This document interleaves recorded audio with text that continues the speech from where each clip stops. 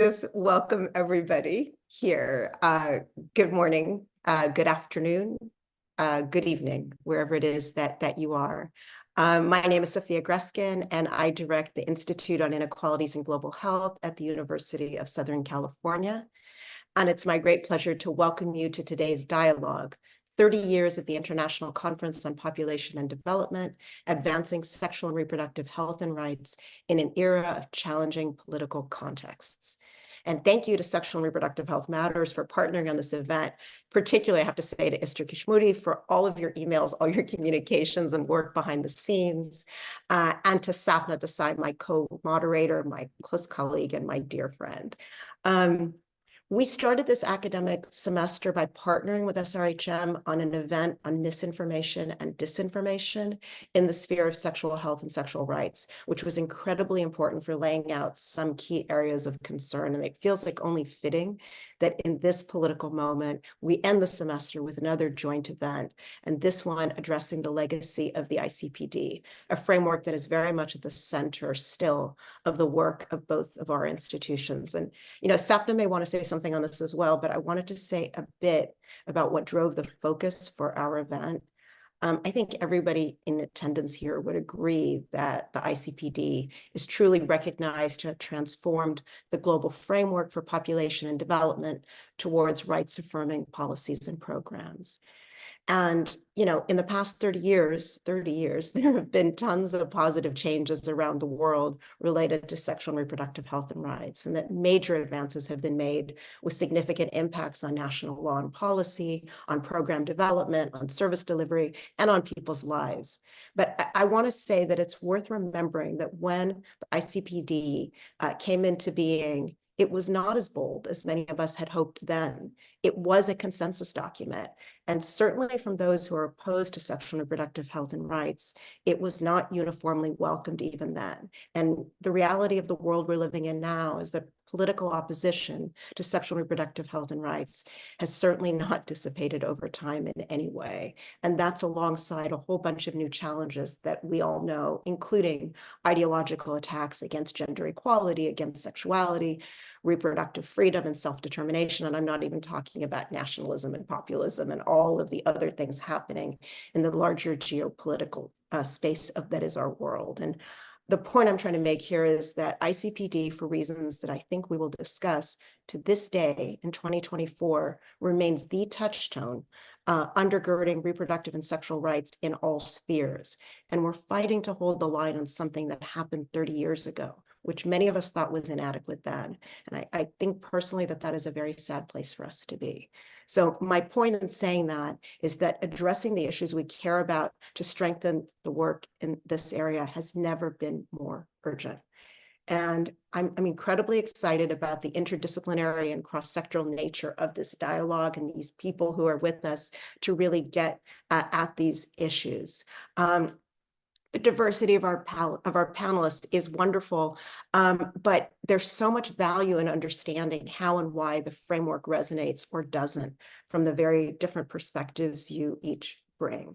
And I'm going to pass it over now to Sapna Desai, my co-moderator, to welcome you all and to give introductions to our panelists. And just to say, Sapna is a public health specialist based in New Delhi, India. She's co-chair of the Board of Sexual and Reproductive Health Matters and a senior fellow at the Population Council Institute, India. Sapna, I'm really happy we get to do this together. So now over to you. Hey. Okay, it's unmuted finally. Hello, everyone, and welcome. And thank you so much. And thank you, Sophia, for that intro into the Institute for partnering with SRHM on one of many initiatives together. I just wanted to add, this is also around 30 years of SRHM, of the journal. And I did this exercise of looking back at what's been published, basically since ICPD in the journal. And it's fascinating because you get this immense feeling of progress, of what has changed and what has improved, and also how what we think about when we think about SRHR has expanded so much, not just in terms of topics, but also in the ways we analyze the issues and where evidence has led to action. But as Sophia said, in this kind of sobering time where we do stand 30 years after ICPD, to us as a journal, and I think to all of us as an SRHR community, it bolsters and verifies and strengthens the importance of evidence and continuing to use evidence in the ways that we all do, which is creatively, rigorously, but also ensuring it influences action around SRHR, which is why I'm so excited to have the four of you here today to learn from everyone from different perspectives, but on the importance of where we stand today, and of course, see where all of us as partners continue to work together. So with that, thank you to everyone for being here. I'm going to first start by introducing our panel. Just a little admin note to everybody who's participating is that please use the question and answer function. And then at the end, when we have time for Q&A, I will be giving questions out to the panelists. So please do use that function. So I'm going to start with the panelists in no particular order, but we have with us first Dr. Bushra Asarag, who's a medical doctor and an SRHR activist from Morocco. She's the president of the Association Together for Sexual and Reproductive Health Rights and deputy director of studies in the National School of Public Health in Morocco. She's also coordinator of the Sexual and Reproductive Health Network of North and West Africa, and also the coordinator of our SRHM Francophone African Hub of SRHM, which is very exciting. She currently also coordinates several regional and national studies in North Africa and sub-Saharan countries on SRHR. Then I'm doing none of our panelists justice, and I hope you all see the longer bios as participants. But just to move on to the next, we have Professor Geeta Sen, who's an honorary distinguished professor of the Ramalinga Swamy Center of Equity and Social Determinants of Health at PHFI, which is the Public Health Foundation of India. She's also an executive committee member of the feminist network DAWN, Development Alternatives with Women for a New Era, which I'm sure most of you know. And she's worked as an advocate, activist, and researcher over many years to promote the ICD paradigm shift towards sexual and reproductive health and rights and gender equality. Amongst her many books, two are very specific to Cairo, and I think particularly at least affected me as a student was the Yellow Book, Population Policies Reconsidered. In India, she's a member of many of our governing boards in the government, as well as the high-level expert group on universal health coverage. Next, I'll move on to Dr. Montesser Kamal, who rejoined the International Development Research Center, IDRC, in 2016, having also previously worked there in 2000 for 2 years. He has more than 35 years of experience in international development in civil society, government, and philanthropic sectors. He also led IDRC's Innovating for Maternal and Child Health in Africa initiative. And for 7 years previous to that, he was at the Ford Foundation in the North Africa Regional Office, where he supported research, policy advocacy, and programming around SRHR. Welcome, Dr. Kamal. And then to our last, fourth panelist, we have Uluk Batargaliev, who's an international trainer and consultant on SRHR and a media influencer in Kyrgyzstan. He's a health officer at ECOM, which is the Eurasian Coalition for Health Rights, Gender and Sexual Diversity, and vice chair of the IPPF Board of Trustees, Pleasure Project Fellow, and a CCM-GF member in Kyrgyzstan. He's also co-founder of the new generation of human rights defenders of Kyrgyzstan. He has several years of experience in these areas, as well as specific experience in advocacy, human rights, policy briefs, and research as well in training and communication. So welcome, Uluk. So with that, that's our four incredible panelists, as you can see, chosen very specifically to give us a range of views, but also sort of multi-generational views. So I'm going to start with a question to all of you, which you can each answer in a couple of minutes, and I'll go in the same order that I did the intros. So to situate where we are today, can each of you tell us quickly how your work relates to ICPD today? And over the years, when did you first start to see the ICPD framework as relevant to your work, if you do? And how has that changed over time as well? And Bushra, I'm going to start with you. Thank you, Sapna. Let's see. Oh. Thank you, Sapna. I'm very happy. Thank you, Sofia, to invite me to this relevant, interesting panel and about ICPD plus 30 years. Yes, how my work related to ICPD. I began to see the importance of the ICPD framework from the start of my career. As a young woman activist rights, also as a doctor affected in 2000 to a remote rural area in Morocco for 10 years. I noticed the gaps and challenges in the field of sexual and reproductive health. And I realized that the principle of the ICPD offered a solid framework to address these issues holistically, integrating human rights and emphasizing the empowerment of individuals, but the communities remain limited in the field and faces contextual challenges, social, economical, and political, and we will develop this during this discussion for us. However, I think that in front of the new challenges, such as climate change, migration, health crisis, urbanization, digitalization, which have implications for population dynamic and reproductive health, the ICPD's holistic perspective, population and development commitment in human rights and social justice is more relevant than ever.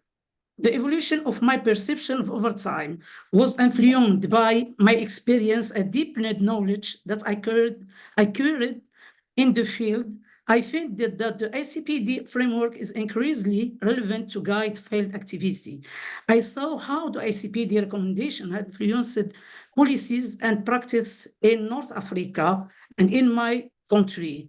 For the last decade, Morocco increasingly followed the directive of the ICPD framework and has adopted the principle of human rights and respect of gender in its sexual reproductive health planning and monitoring financial monitoring indicators for which it's committed. Our country has made much relevant progress in the various sexual reproductive programs, such family planning with contraceptive prevalence now at 72%, maternal and neonatal health with maternal mortality ratio decreasing from 112 in 2011 to 73 in 2018, and neonatal mortality from 21 to 13. In addition, this framework has contributed to open discussion around inequality in general and gender inequality in my country, moving population concern to rights concern and looking to different social inequality. For example, in our last maternal and neonatal health strategy, 2021, we focused on the poor and rural area and improvement of women and young girls through several initiatives like Human Development Initiative aligned with the ICPD framework and SDGs led by our king, who attached great importance to the health of women, newborn adolescents and youth, and to reduce of inequity in order to do not leave anyone behind. But my reflection about this with the other question, that's even if we have this progress, we have also several challenges. We will discuss about this. Thank you, Sabina. Thank you, Bushra. Perfect. You just led into when we'll ask you your next question. Thank you. And I'm going to turn the same question over to Geeta now, please. Thanks very much, Sapna. Actually, I was looking at the list of participants, and I just want to say hello to all the known friends and unknown friends, maybe, who are also present there. I was trained as an economist, and I converted myself from being a traditional economist, which I was never very happy about, to being a political economist and a feminist economist. So a lot of my work, and I'm talking now about the 1970s and early 80s, was on questions like gender and development, labor, care, though we didn't call it care at that time, etc., and definitely the political economy of the South versus the North.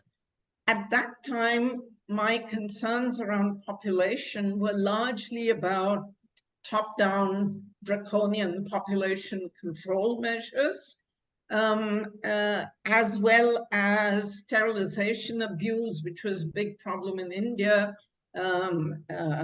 etc. I wasn't really thinking about rights except in that relatively narrow framework. I think as I kept working on these issues by the 1980s and certainly the early 90s, the links between bodily autonomy and integrity on the one side and economic justice and gender equality, between sexual and reproductive health and rights and gender equality, started becoming clearer and clearer to me.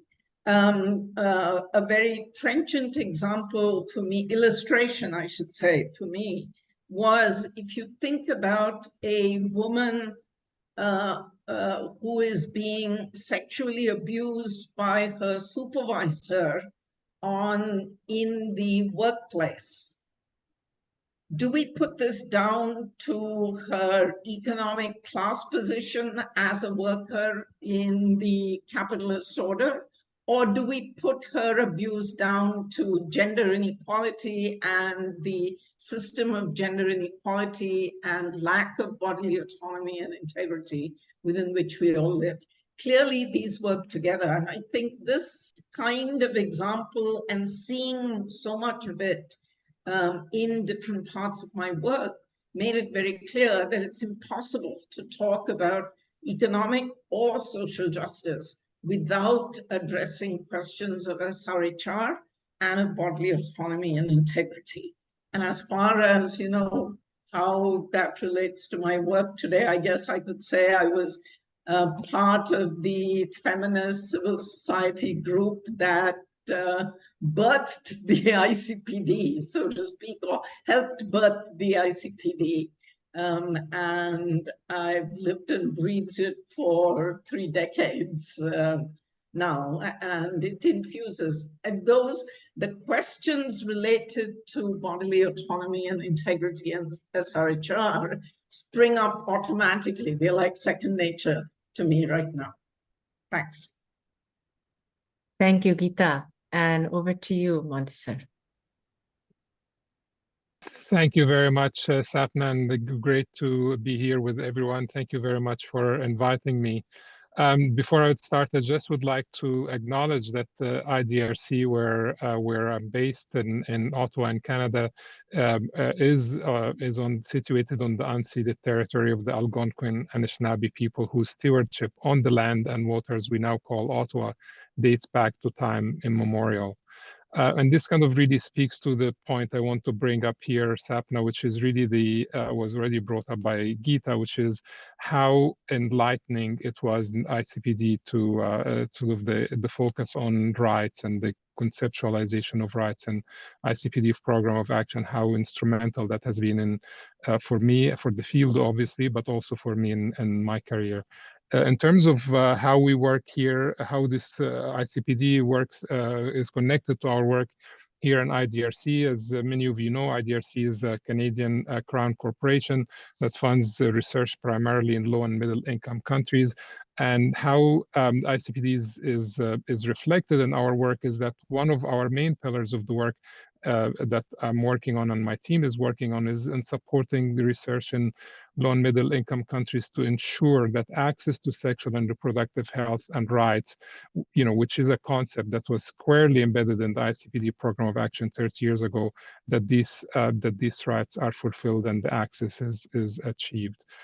And also, as someone who was at ICPD in Cairo 30 years ago, not from the government side, but from the civil society side, and where I was also doing my fieldwork for my PhD on research on women's health and access to services, sexual and reproductive health services, the concept of reproductive rights, the gender dimensions of sexual and reproductive health, and the importance or the emphasis placed on that for these areas to be improved and to be achieved, that all members and groups of society need to band together to make that work, to make it work for women, girls, people, couples, young people and older people, and make for this all to make sense from a research perspective, from a development practice perspective, and certainly from an advocacy and policy change perspective. And perhaps what has really changed is the momentum. It kind of sometimes feels like the ICPD program of action has kind of like faded a bit in the background, but we certainly had a very strong momentum then, including especially in the region, in the Middle East, the North Africa region where I was based at the time. But we still need to make the case for it, and that ICPD is still as relevant today as ever, and to counter any misperceptions and false truths about it, and which we hopefully will have a chance to speak about in the rest of the webinar. Thanks, Sapna. Thank you. And lastly, over to Uluk. Thank you, Sapna. Thank you, Sophia, for inviting, and I'm honored to be here as a young person and also representing the community voices. Greetings to everyone. Good morning, good afternoon, good evening, where you are coming to this webinar. And I wasn't there when ICPD established or stated because I wasn't even born, but I'm here today because the ICPD is connected to my life as a young person, and it's making lots of limitations today as a young person, as a person from the community, as a person who are struggling to access different services in SRHR. I would like to say that my first connection with ICPD was when I was 12 years old, when I was starting my PA education, promoting comprehensive sexual education in a small town in Kyrgyzstan. With Reproductive Health Alliance of Kyrgyzstan, we started this, I joined the work on advocating the access to information, essential and basic information, and then eventually growing as a student, now as a career in ECOM, is a regional-based LGBT umbrella organization for a national organization in Eastern Europe and Central Asia. We are advocating for the rights of LGBT community in our region. We are making sure that human rights, we are making sure that access to the health services are still in going process in this region, and also taking what was the difference, what changed over the time. Having this reflection, I would say the context and the landscape is shifted really tremendously, because rising anti-gender movements, rising anti-human rights movements, and anti-body movements are really going empowered. And I think these limitations seen over the world, but especially in our region, I could highlight some countries where, for example, having a same-sex marriage is still criminalized, or having an abortion is criminalized, or having a different services as a queer person is still criminalized. So it's so hard today to say that we are going to achieve. And UNFP recently launched the report on ICPD progress, and they're saying that for the 30 years, most ignored population is marginalized communities, marginalized population, women and girls, LGBTI, HIV, and other people who are suffering even more. And I think we are forgetting sometimes about the inclusivity and intersectionality when we are talking about ICPD. Thank you. Thank you. And I'm so grateful to all of you for your responses to this question. And honestly, you're such a fabulous panel, all of you. It's fantastic to have everybody here. I want to start zooming out a bit, and Geeta, if you don't mind, you're the key person for this, and I'm really actually grateful to be able to ask you this question directly. What was your hope originally for the ICPD? Was it accomplished? And now, so first of all, kind of what you thought then, but now 30 years passed, and I keep saying 30 years, right? What do you see as the strengths and weaknesses of how the issues were framed then in terms of the ICPD agenda more broadly? And importantly, how is it that it's relevant now? I get asked this question a lot, and I get therefore to think about it a lot as well. Well, part of this question, there were lots of questions in that one question, Sophia. I think, first of all, it was just a very heady time. it's not like we had a moment to stop and have hopes and pause and think. We were just, going helter-skelter for it. I mean, it looked like the opportunity was opening up. The conference was coming up, and we were just thinking, planning on our feet, literally addressing issues as they came up. I think our hopes were, and remember, this ICPD was it was part of that famous set of conferences, UN conferences of the 1990s. It was a time of great optimism for change. It was a time when human rights were riding high. It was a time when just the year before in Vienna, women's rights had finally been recognized officially as human rights. So it was a time, and ICPD was followed the next year by Beijing, by the Commission on Social Development, etc. So it was a very heady time, and a lot was going on. So it's a little hard to say, did you hope for X or Y? We hoped for change. We really wanted, if you ask me, I wanted to get rid of this very, very top-down population control approach to thinking about human sexuality and reproduction. We very much wanted the voices of women and those most affected to be the ones making the decisions about policies and funding. We didn't think that UN population conferences should any longer be held once every 10 years with hardly a woman present, and all the talk being that carrying on in a language of numbers, as though we were talking about colonies of ants or bees or I don't know what else. Instead of flesh and blood human beings who constitute half of the world's population. So I think that was our hope. And we worked very, very hard for that. And we worked very hard building an evidence base, because we knew that without an evidence base, purely an emotional call for change, or even a human rights call for change, which wasn't grounded in evidence, would not take us very far. And I think that the yellow book that Sapna referred to was part of that attempt to build a base of evidence.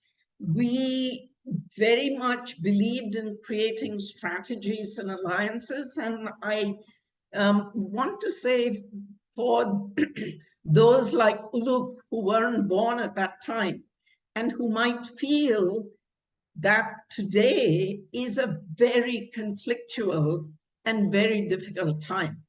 Believe me, we had our share of conflicts. And believe me, we weren't certain we'd be able to pull it off.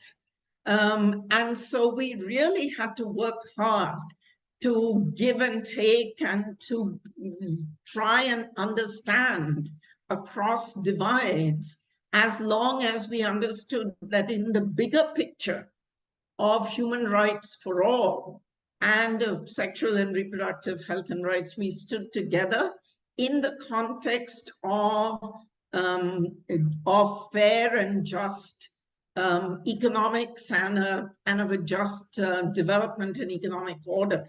If we were on that side, we tried to reach across our distinctions, our divisions, our different experiences, and so on. So building strategic alliances was a very important part of that, as well as working with agencies and governments. We worked with everybody at that time. We argued with them, we agreed with them, we worked more closely with some than with others. And the result, I think, was the result of a huge paradigm change. Now, there were a lot of people who almost immediately, including from my own country, said within 2 years. So what has changed? Nothing has changed. But of course, nothing changes like that. Words and documents give us the frame within which we can think about how policies can change.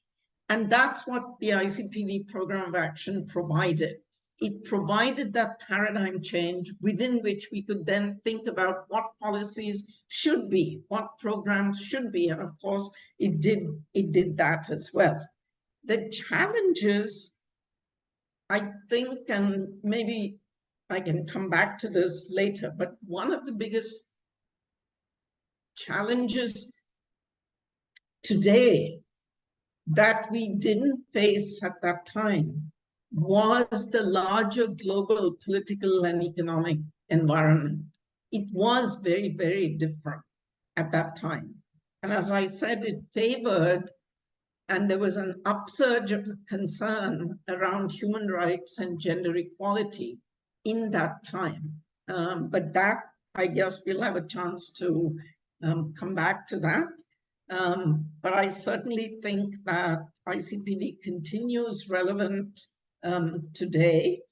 And I want to echo what Uluk said about the brand new UNFPA State of World Population Report for 2024, which has just come out and which is on inequalities. And I've been calling that paradigm phase 2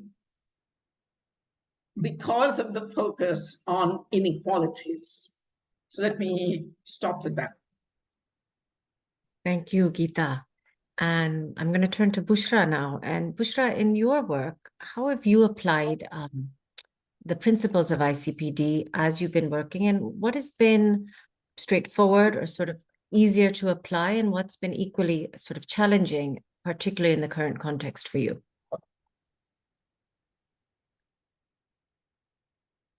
Bushra, you're on mute. Thanks.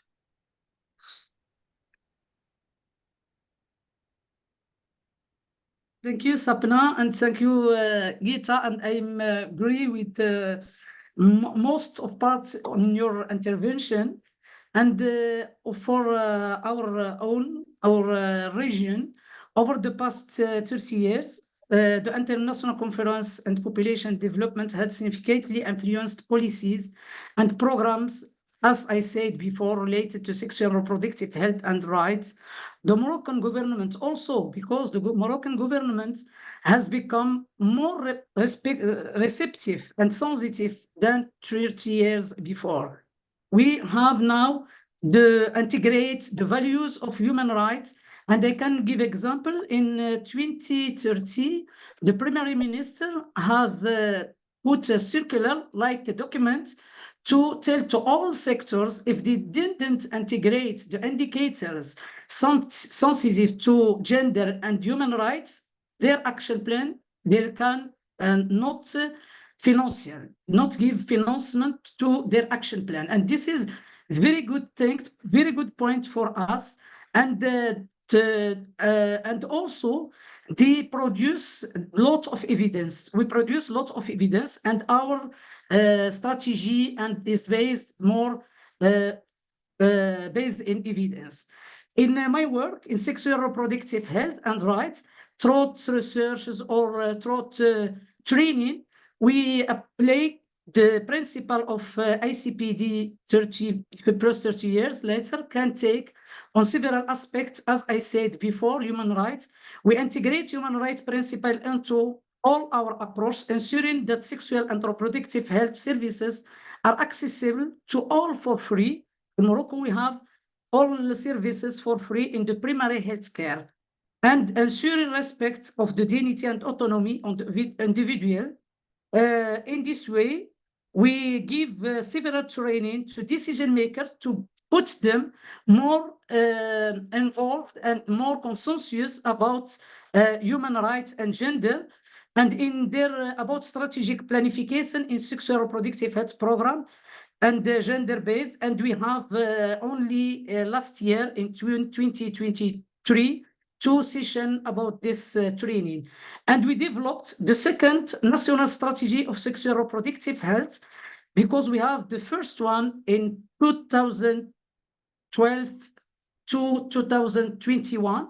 And the difference of the two strategies, that the first one is only about reproductive health and not thinking with the human rights and gender-based and equality. But this second one, this is sexual reproductive health and human rights and gender-based equality and integration of services. And also, we advocacy and did more advocacy about inclusive policies, because we are convinced that the sexual reproductive health, it's not only the problem of Ministry of Health and Social Protection, but for all sectors. And we have the determinant of sexual reproductive health. And we are in advocacy, continuous advocacy efforts aimed at influence our national policies of sexual and reproductive health, emphasizing importance of women's empowerment, family planning. But in this way, or family planning, we have some issues, but this family planning is not access to non-married people. And we advocate in this way with this new strategy, because before we have only family women, the public target is married women.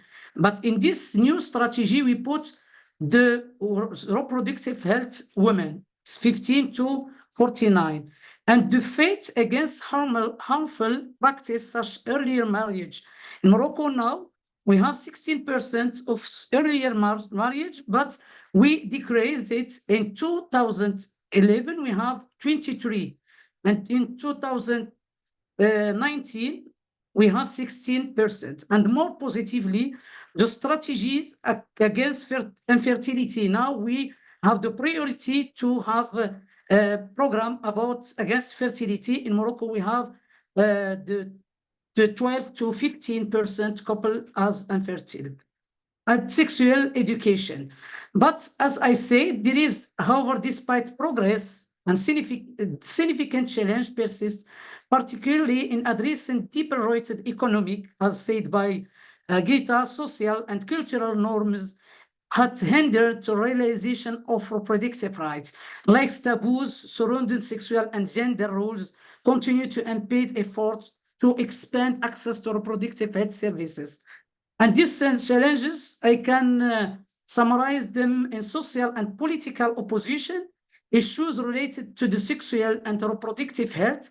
And we can have in minister who is very engaged and committed, but in another government, we have another minister who is less engaged, and we lost a lot of time to implement correctly these values about ICPD framework. Maybe politically sensitive of face social, religious, and cultural opposition. For example, I give you example about restriction of abortion, and I can give you some data. We have each year 130 to 160 declared cases of unsafe abortion each year, and are judged in national courts.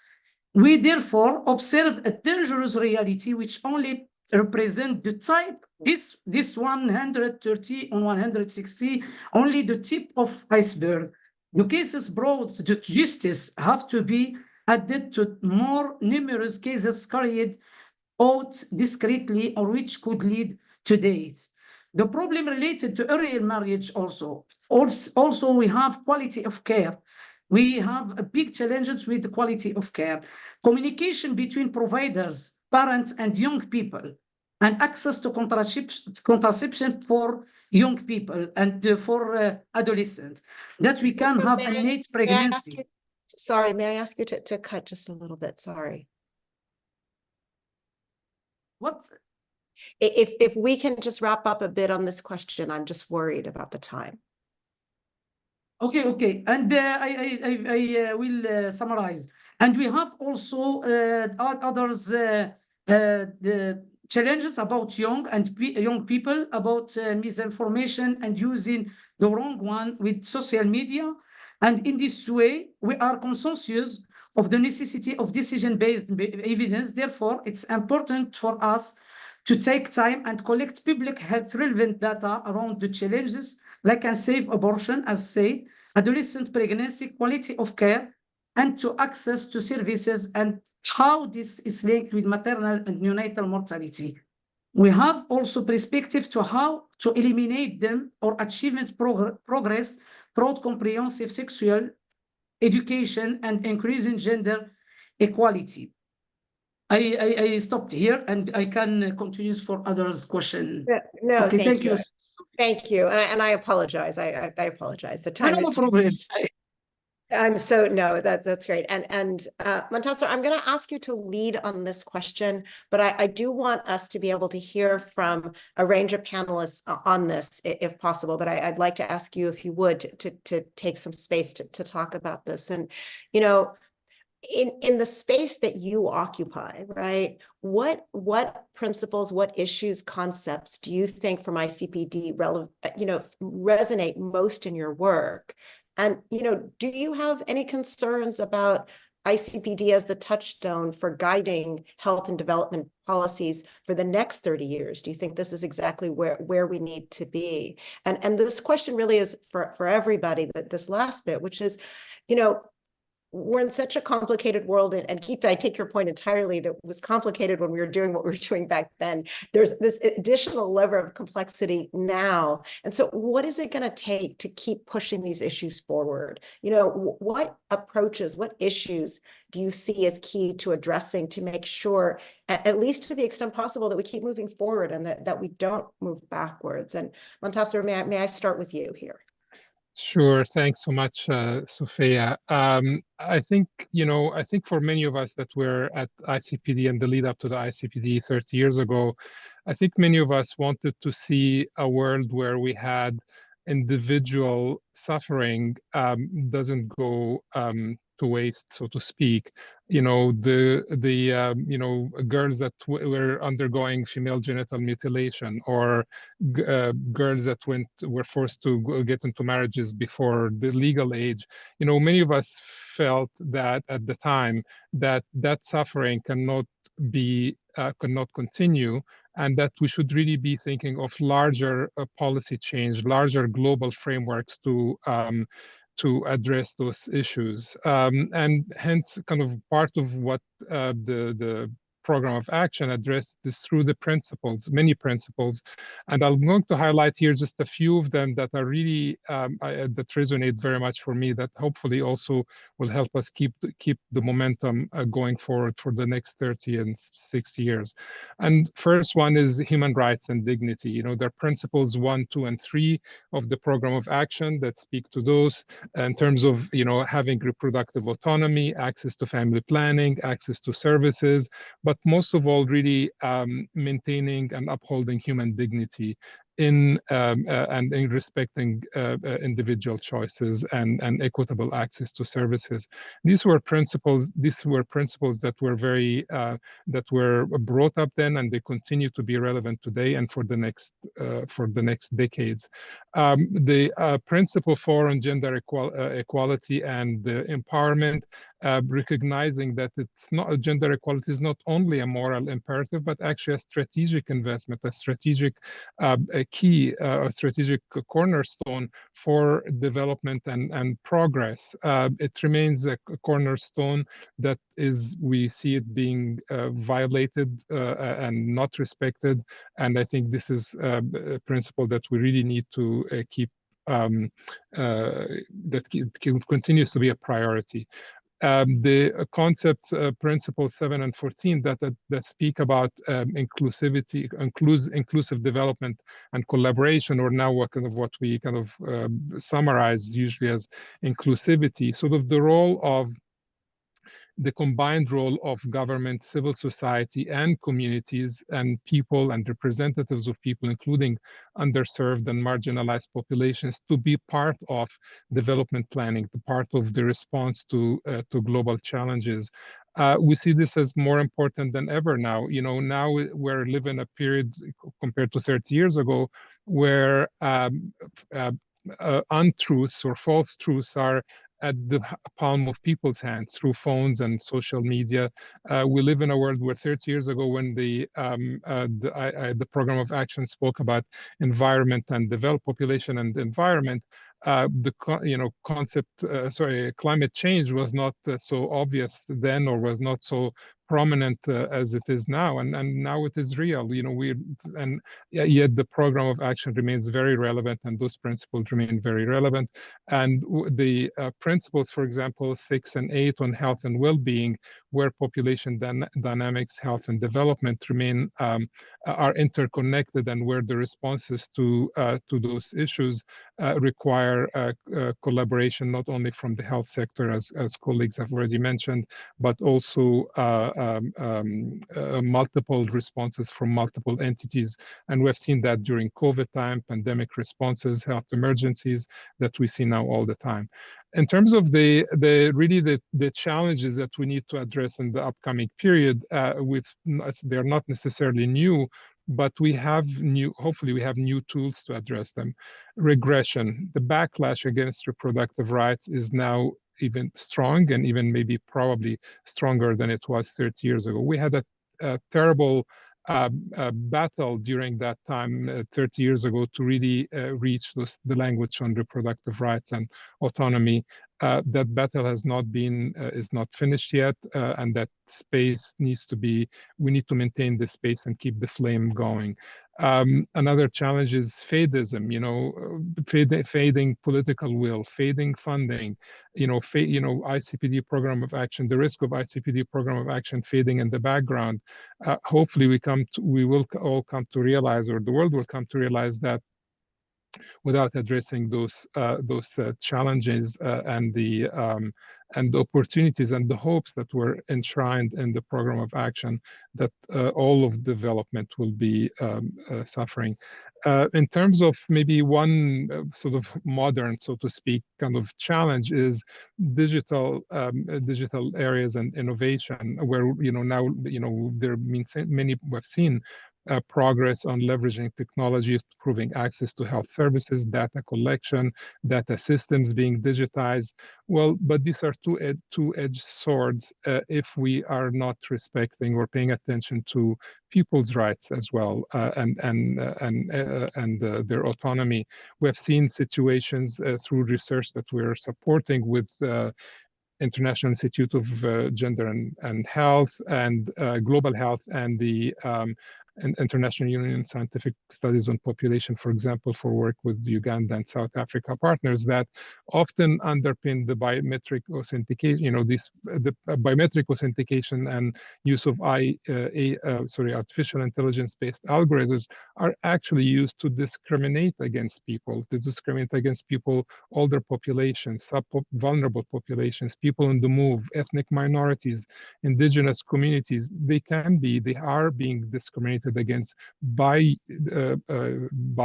authorities using technology to marginalize them even further. I think the way forward, we have to think of collaboration, maintaining a very strong and focused on a human rights lens, but also we need to think of continuing to generate the evidence to build new and better policies that are based on evidence, not ideology only. And as we face the new challenges, we need to really build this evidence and generate the evidence to keep our interventions and programs informed and scientifically based. I'll stop here, Sophia. Thank you. Thanks so much, Montessor. And it's interesting to hear the three of you speak about, obviously your different positions. And with that, I want to move to Uluk, specifically given that you are operating in a context where ICPD was, of course, constructed 30 years ago, but you're working with youth. So what resonates from ICPD for you in your work, and what strategies have you used within youth organizing to talk to people about ICPD?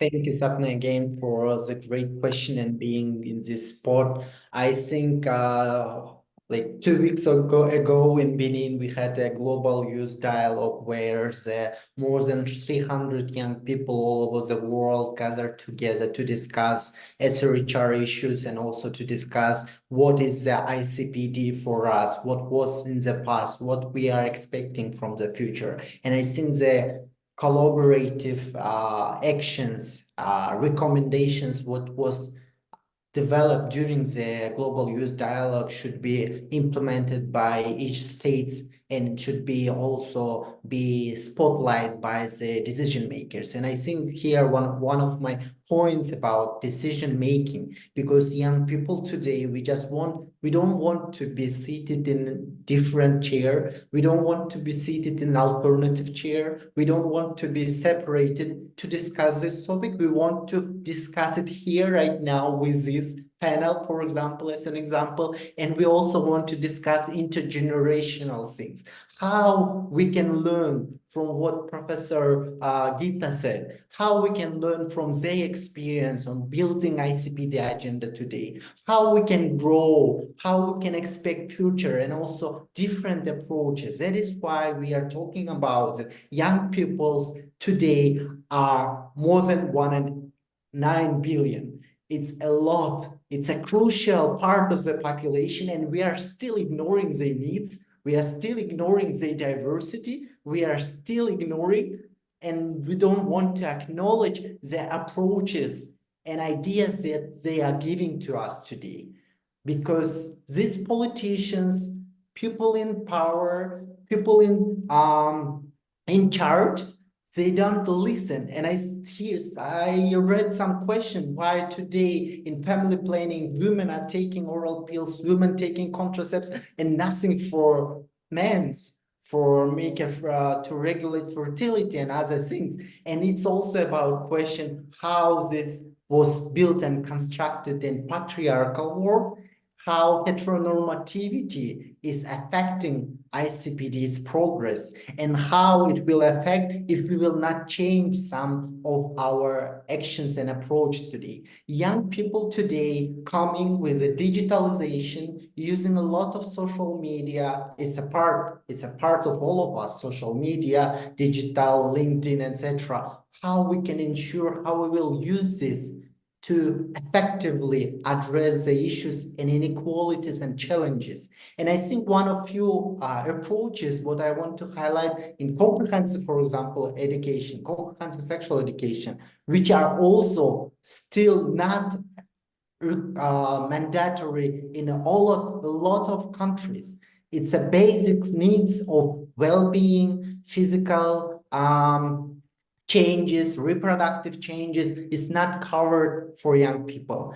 And this, we always talk about, when we talk about ICPD or other SRHR issues, we are talking about preventing maternal mortality, preventing SGBV, we are talking about preventing STI, HIV, but we never kind of focus on the sex positivity approach, for example, or pleasure-based approach, for example, when we are encouraging, when we are empowering people to respect their own bodies, to respect their own and different bodies, different, by body I mean like as a human beings. And this is what also Professor Montasser was saying, the human dignity.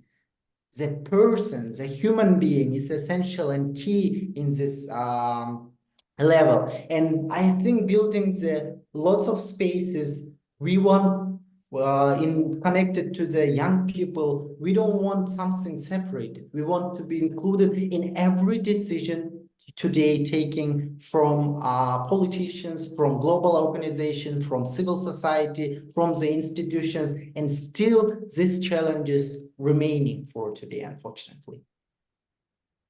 Awesome. Thank you. Thank you to all of you for these responses. I wanted to give a minute to you as a panel to respond to what you've heard from one another. If there's anything that you would like to share now, time is short. But I want to make sure that we get a chance to hear from everybody in terms of what you've heard. So any of you who have something on the panel, who have something that you'd like to add to what we said, please do raise your hand. Geeta, please. You're muted though, I'm sorry.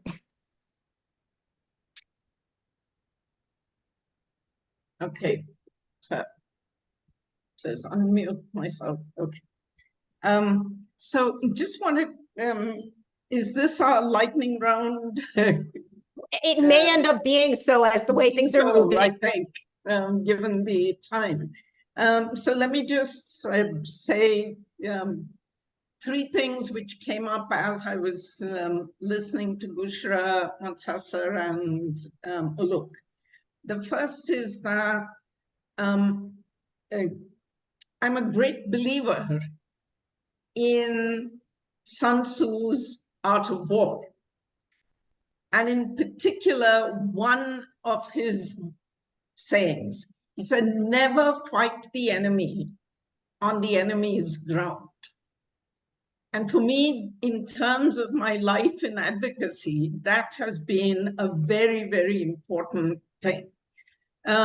Because the enemy will drag you in the opposition. Let's not use such militaristic language. It's a bad time for that. But the opposition will keep dragging you into where they want you, where they think you're weakest. But that's not where we should be focused. So I think in as much, for instance, as we are currently facing all this post-truth about gender and anti-gender ideology and all the nonsense that gets put out in that context, in as much as we do have to push back on that, we need to be clear what agendas we're moving forward. Because if we get completely distracted by that, we will be fighting on the grounds of the opposition. That, I believe, would be a huge mistake. Among the things that I think we really need to focus on and move forward is this issue of inequalities.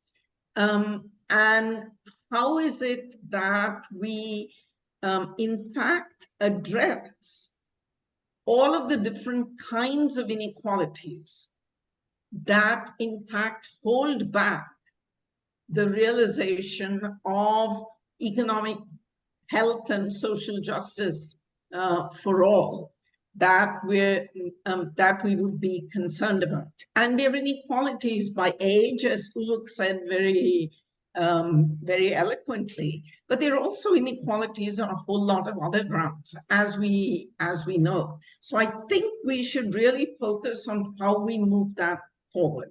And the second thing that I would say importantly is what I sometimes now call the elephant in the room, which is that we really must start building, strengthening our alliances and reaching out across divides that may be more apparent sometimes than real.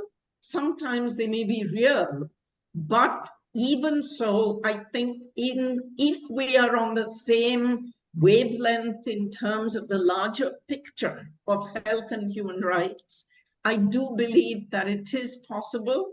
Not only is it possible, it's extremely important that we reach across what seem to be very, vehement battlegrounds at this point among ourselves within our own communities, and make sure that we are in fact able to deal with what we need to do together moving forward. If there is one reason for the success of ICPD more than any other that I would put forward, I would put that one forward. The ability of civil society, the feminist movement, to be at the vanguard of saying, let's build across our disagreements so that we can work for the greater good of all. So I think that that's absolutely crucial for us to do. That's brilliant. Thank you. And what I'm going to do is ask each of our speakers really quickly if you would add into that before we close the session, if that's okay. Montasser, I see your hand, so you're next. Bushra, you're next. And then Uluk, last word to you before we close. Okay. Thanks so much, Sophia. I'll be very brief to say I'll build on Geeta's last point. I think one of her last points, which was about the collaboration. The ICPD created the environment and the platform for for collaboration, inclusivity, and interdisciplinary work, multi-sectoral work. We need this more than ever today, in a framework of rights, and to respond to the climate change problems, the health emergencies, all the many of the problems that we have now are very much connected at the heart of the program of action. We wish we can all collaborate on this even more, and we certainly are trying from our side, but it certainly will take collective effort to do that. So, and we'll be counting on the youth to help us sort of navigate and bridge between the previous 30 years and hopefully the next 30 years. So thanks so much, Sophia.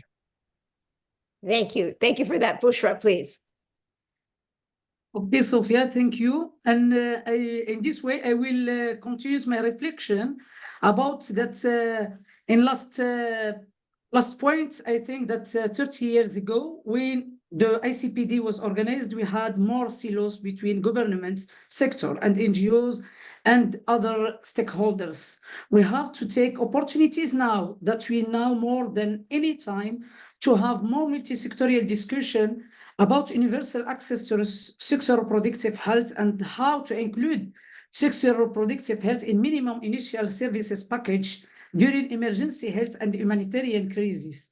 During the health crisis like COVID-19 or humanitarian crisis, last earthquake in Morocco, and wars now what we have in the world. To achieve this, I believe that we create a multidimensional approach involving capacity building, more dialogue with stakeholders, with youth also, as said with Uk. I believe that we must find ways to change in social culture and norms by implicating community and have policies based in gender equality, human rights, and continuous advocacy for influencing inclusive policies, sexual reproductive health and all policies, and adequate research. And I believe that we can be more optimistic for the 10-year future year about ICPD and our work. Thank you. Thank you. Look, last word from you.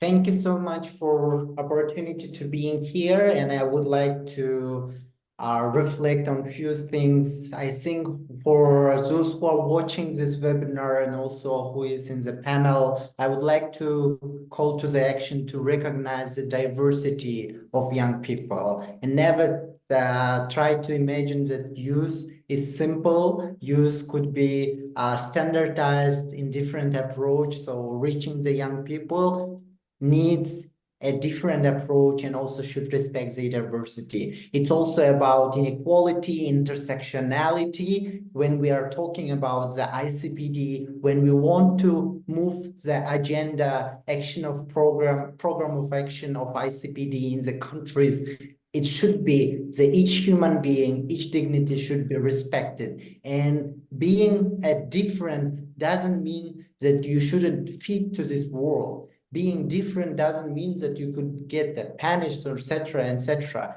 What also I want to say, it's empower young people, build the capacity of young people. And if we have listeners as young people, I really love the phrase what was said during the Global Youth Dialogue.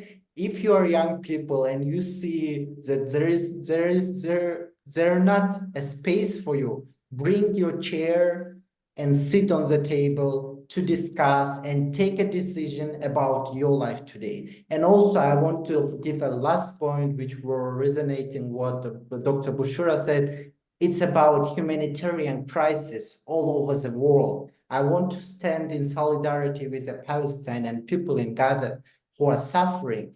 Each day, women who are pregnant, dying because of the war. Girls are dying, lots of things happening, and silence is a crucial thing. What we can as activists do, always talk, always tell to the people and scream if needed, and aggressively, I don't know, advocate, talk about it, push, spread a word, but never be in silence regarding the different issues. Thank you so much.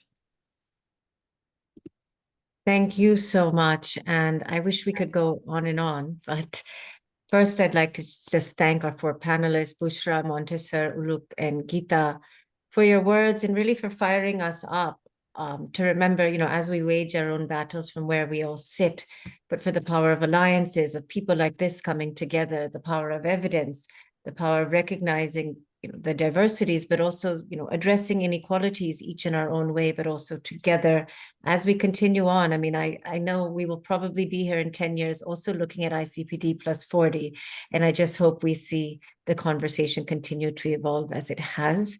So on behalf of SRHM and the USC Institute on Inequalities and Global Health, to all of our participants, thank you for being here. And again, thank you all so much for your words and really for the guidance on moving forward.